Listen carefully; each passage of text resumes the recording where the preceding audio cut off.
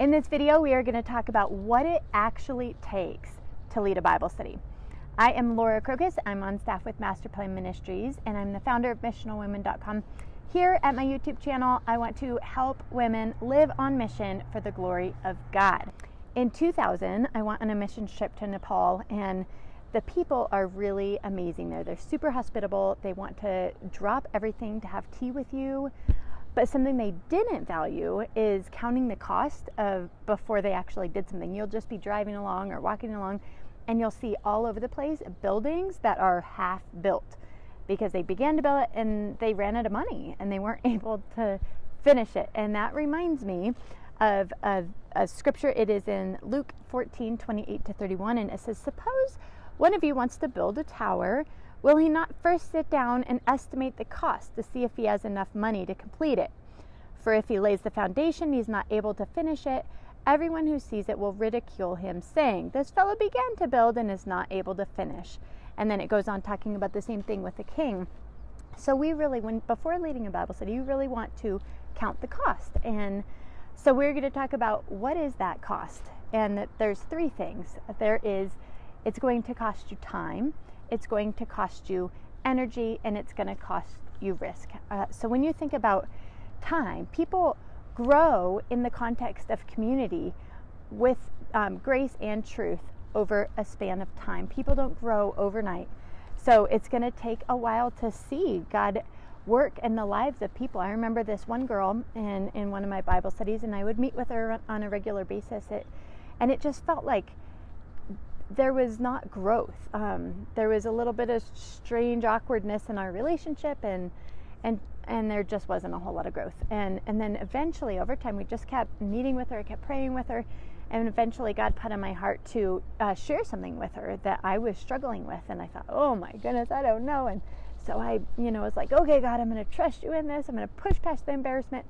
And I shared with her, and that was a huge moment, because at that moment she just broke down in tears and was like, that's exactly what I'm going through. And there was almost like a light switch went on, and there was growth that happened as a result of all the time invested up until that moment. And then there was a more progression that went on after that, but it took time. It took me investing in her and spending time with her regularly. Second one is, it takes energy, all right? Loving people and serving people, it actually requires something of us. It sometimes doesn't even feel good, but whenever you do say yes to something, it means you're saying no to something else, and it might be no to something that you just think is the greatest thing ever, but maybe it's really not worth your time. It's not worthwhile. There is Galatians 6:9 says, "Let us not become weary in doing good, for at the proper time we will reap a harvest if we do not give up." So even when there's times of it feeling hard and not that exciting or great, don't give up, because there will reap a harvest if we don't give up. It will require energy, and then the third one, it will require risk, because relationships are risky, right? There's the risk of not knowing things, not being understood, of having to disagreements or conflict or challenging situations that come up, or even logistically sometimes there can be a risk of like, where are we going to meet, and how is that going to come together, and who's going to get my house cleaned or whatever. So there's this other example of this other girl that I would meet with in my Bible study.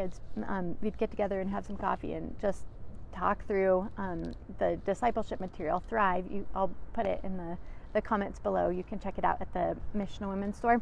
But we'd go through that, and I just remember one time she just showed up and she started yelling at me, and she all these like false accusations. I was so confused. I was like, what the heck is going on? Like, because they just kept coming. I mean, just these things that weren't true. She was just yelling at me, and I was so discouraged. I was just like, what in the world just happened? This girl I invested so much in, that I prayed for, and I thought about, and how to serve her and how to love her, she just like blew up at me and said really hurtful things. And then actually, God really encouraged me through that. I went and I just spent some time alone and sat with the Lord on this bench, and very clearly he spoke to me, my grace is sufficient, because I thought, gosh, this is like, I just didn't know what to do. I was like at the end of me, and very clearly my grace is sufficient. And I thought, okay, well, it's going to have to be.